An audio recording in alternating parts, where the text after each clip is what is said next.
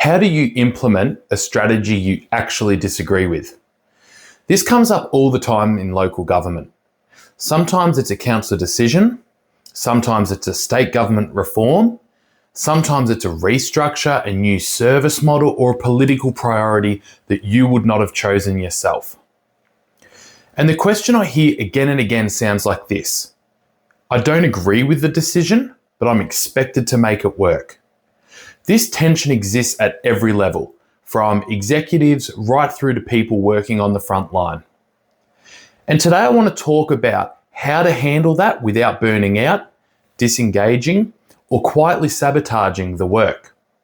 Because this is not about blind compliance, and it is not about quiet resistance either. It's about leadership maturity.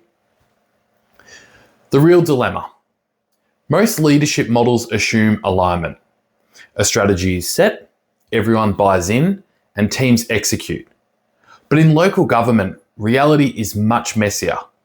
Decisions are shaped by elected representatives, budgets, legislation, political timing, and community pressure. You can care deeply about public value, governance, and your people, and still think the direction that has been chosen is wrong. So the real question becomes, if I cannot change the decision, how do I lead well inside the constraints that I have? I read an article from Harvard Business Review that captured this perfectly. The key idea was simple. When you cannot change the decision, you still control how it is experienced. And in local government, that distinction matters a lot. So step 1, stabilise yourself. Before you lead anyone else, you have to steady yourself.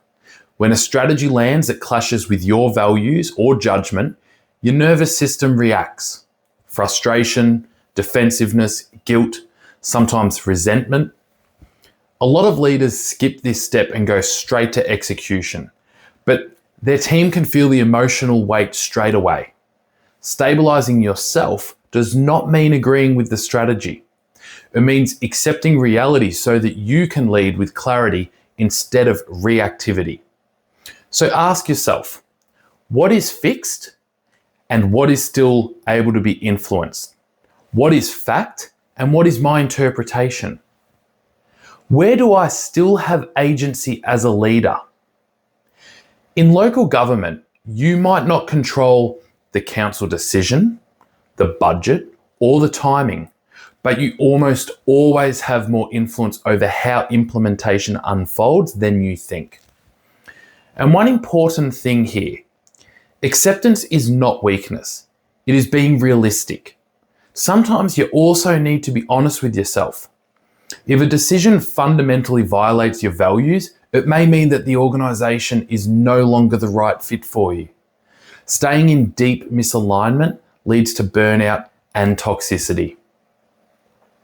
Step 2, focus where leadership actually matters. Once you've grounded yourself, the next risk is trying to fight everything. Strong leaders do not spread their energy everywhere. They choose where their effort will have the biggest impact.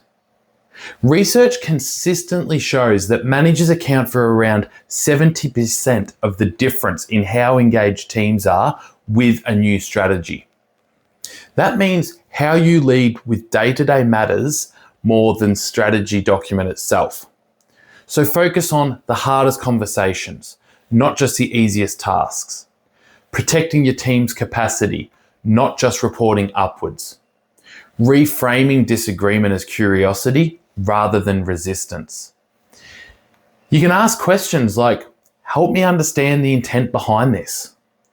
What risks should we be mindful of as we implement? Where is the flexibility in how this gets delivered? That keeps you credible and constructive rather than being seen as someone who just blocks things. Step 3, lead people through the transition. Strategies might make sense on paper, but their impact on people rarely does. In local government, teams are constantly dealing with change. New priorities, new compliance, new structures, new political directions, and often all of this is at once. So when you disagree with a strategy, it can be tempting to emotionally check out and just push through. That is where trust erodes fastest. The real leadership question becomes, if this change is happening, how do I make it as fair, clear, and human as possible? That looks like explaining the strategy in plain language, being honest about what is known and what is not, pushing for realistic workloads and timelines, creating psychological safety for people to raise concerns. You may not control the destination, but you absolutely shape the journey. Step 4, protect trust in all directions. Trust is your most valuable currency when alignment is imperfect. This is where a lot of leaders stumble. They either over-identify with the decision and lose credibility with their team, or they distance themselves from it and lose credibility with senior leaders.